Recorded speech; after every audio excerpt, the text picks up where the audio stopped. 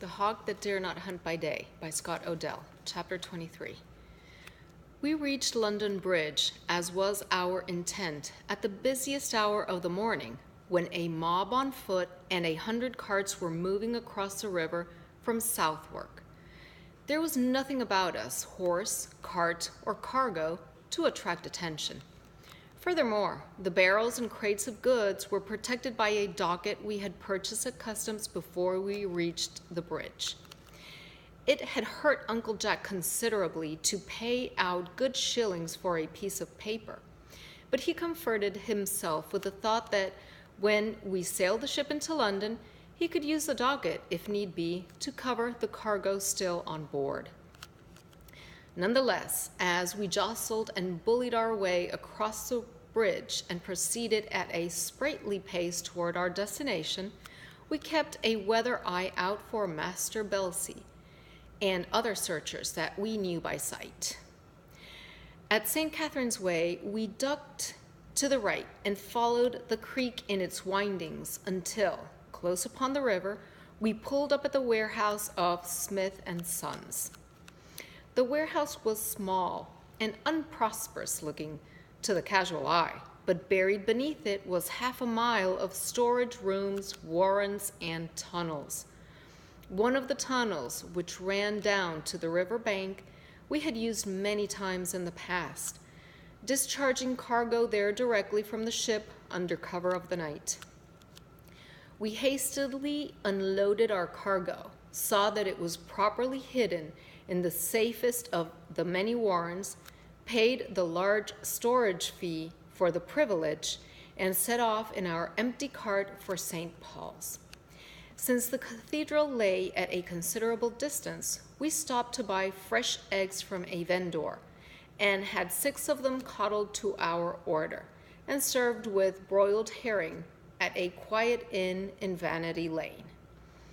After breakfast, Uncle Jack wiped his whiskers with the back of his fist and let out his belt 2 full notches. "Consider this," he said, "the successful labor of Herr Schoeffer in Worms, your safe voyage down the Rhine, our fortunate meeting in Antwerp, the storm withstood, uneventful days on the road to London, a safe storing of our cargo. God favors our mission, eh, Tom?" "He favors it so far," I said. We sat on a bench before a crackling fire. The food had made me drowsy. So far? You have doubts, eh?" "I'll feel better," I said, rousing myself, "when the Bibles are out of the way. Remember that we still have 1,000 of them to deliver." "You can do that easy enough. You've a way about you, Tom. You've a way. Like your grandfather Jeremiah, who could charm a partridge out of a tree." "You don't plan to help me?" I said, seeing through his flattery. "I'd be in the way, just cause suspicions, my whiskers and all. Apt to scare right-thinking people, eh?" There was some truth in what Uncle Jack said. He did indeed have about him a shaggy, piratical, unpromising look that might cause distrust. "I can sell 1,000 Bibles," I said, "but what about the 4,000 still sitting over there in Antwerp? We'll need to bring them to England and store them in different places along the coast until we can find good markets. Think of the profits, Tom. We'll be rich as dukes, eh?" "Well, what if the ship is seized," I said, "and she has 1,000 heretical books in her hold? What do we say then? What do we do then? We can't get off by paying a fine." "We go to prison," said Uncle Jack in a matter-of-fact tone. "One of His Majesty's more comfortable prisons." "He has none," I said, "none that you could call comfortable." "In a short time, we'll pay our way out." "With our necks?" "With good hard gold." I thought for a while, then decided that this was the time to broach the subject of the ship's ownership. "It comes back to the Black Pearl," I said. "She was built by my grandfather. She was owned by my father. Upon his death, it was passed on to you, but still, I have an interest in her." Uncle Jack gave me a long glance. "Interest, pride, tradition.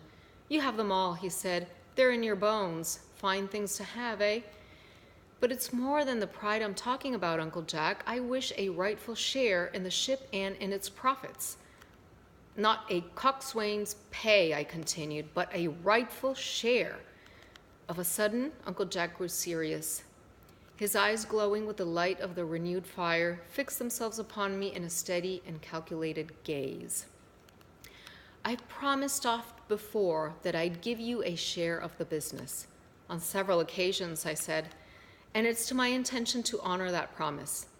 I am an honorable man, Tomboy, never one to weasel on his word. You are young, very young.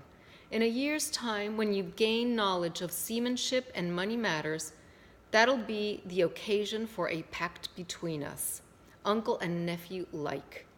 And you'll find Uncle Jack a generous man in matters of money, as you well know. Generous to a fault, I've been told. I've always wondered, I said, keeping my strong feelings in check, about my father's passing the Black Pearl on to you. There was no reason for him not to leave the ship to me. None that I know of, Tom, but that's what he did.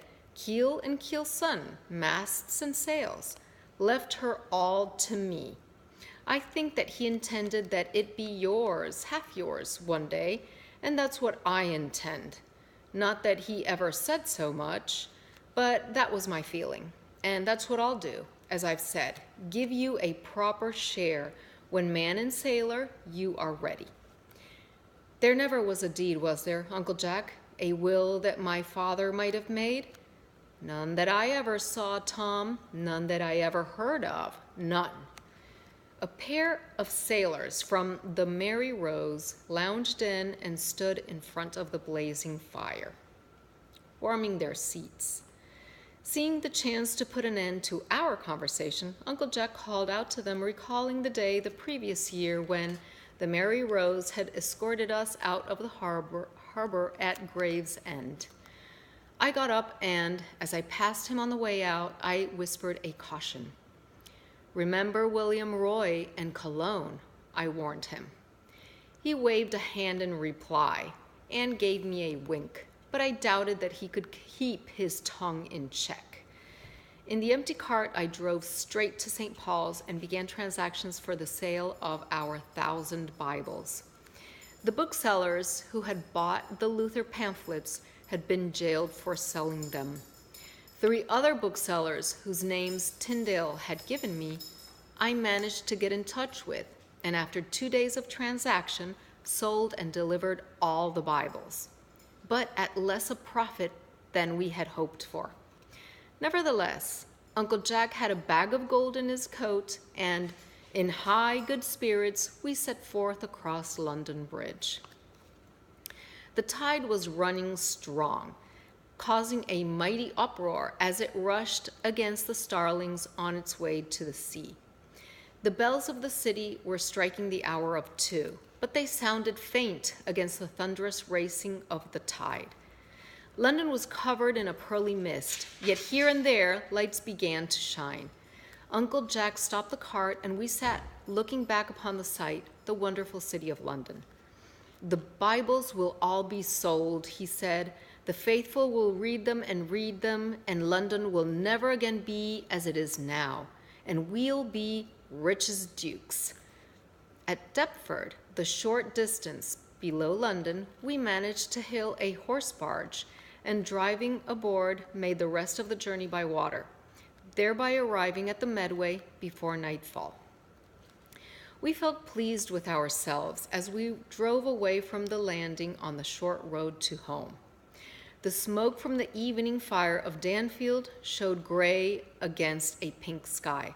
The black, gold-laced hull of the Black Pearl, calmly riding at anchor, caught the last of the sun. Uncle Jack hefted the gold and passed it over for me to heft, and then took it back and put it away in his coat. What do you think about the 4,000 Bibles still in Antwerp? What's your thought, eh? We'll talk about them when we get home, I said firmly, and of other matters too, I said to myself. End of chapter 23.